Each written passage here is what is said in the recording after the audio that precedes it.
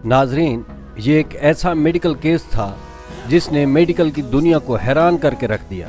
ये case south अफ्रीकी Martin पिस्थोरियस नामी एक शख्स का है। ये आदमी 12 साल तक कोमा में रहा। कहानी तब शुरू हुई जब मार्टिन पिस्थोरियस 12 साल का था। मार्टिन नॉर्मल और सेहतमंद बच्चा था जो अपने माँ बाप और एक भाई और एक बहन के साथ जनूबी अफ्रीका के शहर जोहान्सबर्ग में रहता था। ये वाक़या 1980 के अवाखिर का है जब एक दिन मार्टिन की तबीयत ख़राब हुई और उसके गले में दर्द शुरू हो गया। लेकिन किसी को खबर नहीं थी मार्टिन को होने वाला आम सा ये दर्द उसकी ज़िंदगी तब्दील कर देगा। मार्टिन उस दिन जब स्कूल से घर आया तो उसको सर्दी लग रही थी और गला दुख रहा था। ऐसे लगता था जैसे उसे फ्लू हुआ हो। लेकिन किसी को अंदाज़ा नहीं था कि मार्टिन अब कभी भी मुकम्मल तौर पर सेहतयाब नहीं हो सकता। नाजरीन, मार्टिन पहले जैसा नहीं रहा।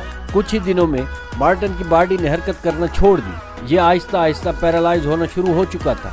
डॉक्टर तो समझ नहीं आ रहा था कि आखिर मार्टिन को क्या हुआ है। मार्टिन की सांस चल रही थी, उसकी आंखें भी खुली थी, मगर ये किसी से आई कांटेक्ट नहीं कर पा रहा था, ना ही कुछ बोल पा रहा था। मार्टिन अब एक जिंदा लाश की तरह बन गया था। डॉक्टर्स ने मार्टिन के वालिदैन को बताया कि ये कोमा में जा चुका है।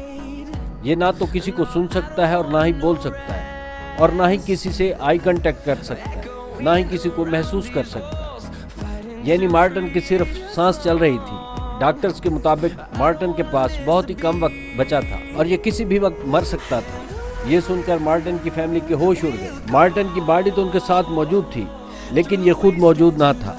मार्टिन के वालिदैन को कोई आइडिया नहीं था कि वो क्या करें। मार्टिन के वालिद रॉडनी को रात में हर 2 घंटे के बाद उठना पड़ता था ताकि मार्टिन को चेक किया जा सके। लेकिन मार्टिन को खुद कोई एहसास नहीं था कि उसके साथ क्या हो रहा है। नाजरीन, किसी के वहम गुमान में भी नहीं था कि वाक़े के 4 साल बाद मार्टिन को होश आना शुरू हो गया था। मार्टिन इस कोमा से बाहर आ रहा था। मार्टिन को लगता था कि उसके दिमाग में हर तरफ धुंध भरी हुई है। उसको अंदाज़ा था कि उसके साथ कुछ न कुछ गलत हुआ है, जैसे ये कोई ख्वाब देख रहा है। और फिर कुछ अरसे में इसे मुकम्मल होश आ गया। लेकिन यहाँ कहानी ख़त्म नहीं हुई।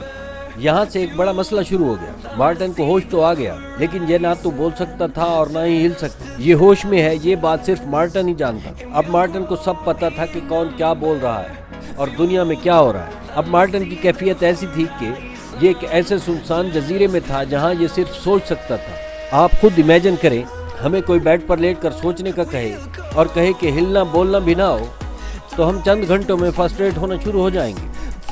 और मार्टिन का मसला तो ये था कि ये अपनी हालत के बारे में किसी को इशारा करके भी नहीं बता सकता था। मार्टिन खुद को किसी जिन की तरह महसूस करता था कि ये इस दुनिया में मौजूद तो है, लेकिन इस बात का किसी को इल्म नहीं है।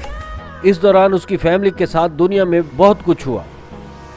उसके बहन भाई क्या कर रहे हैं, उसके घर कौन से मेहमान आ रहे हैं, दुनिया में क्या हो रहा है, मार्टिन को सब पता चल रहा था। इस दौरान ये खुशी भी महसूस करता और दुख भी महसूस करता, डिप्रेस भी फील करता था।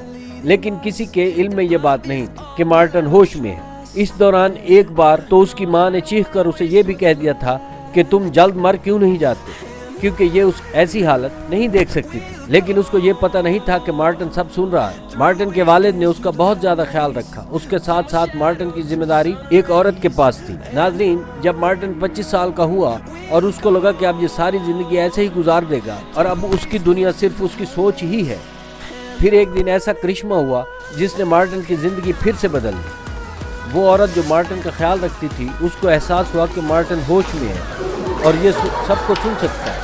इस दौरान मार्टिन ने तकरीबन 12 साल इसी हालत में गुजारे। ये अपने जिस्म की कैद में था। बहरहाल इस औरत ने जब उसकी फैमिली को बताया तो वो उसे हॉस्पिटल लेकर गए, जहाँ पता चला कि मार्टिन वाकई होश में है। नाजरीन, कहते हैं ना कि जिसे अल्लाह रखे उसे कौन चखे।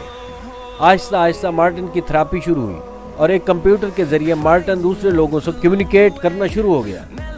फिर उसने अपनी कहानी पूरी दुनिया को बताई कि कैसे ये पिछले कई सालों से होश में था और अपने ही जिस्म की कैद में था। हैरत अंगेज बात ये हुई कि मार्टिन वैसे तो व्हील चेयर पर था, बोल नहीं सकता था, लेकिन उसने हिम्मत नहीं हारी। मार्टिन ने एक कॉलेज में एडमिशन लिया जहाँ उसने कंप्यूटर साइंस की तालीम हासिल की और फिर अपनी एक वेब कंपनी तक बना ली और काम करना शुरू हो गया। इस दौरान मार्टिन की शादी उसकी बहन की दोस्त से हो गई जो यूके में रहती थी और मार्टिन भी यूके में ही शिफ्ट हो गया। नाजरीन, यहाँ तक कि मार्टिन गाड़ी चलाना सीख गया, जो कि मार्टिन के लिए ख़ास तौर पर तैयार की गई।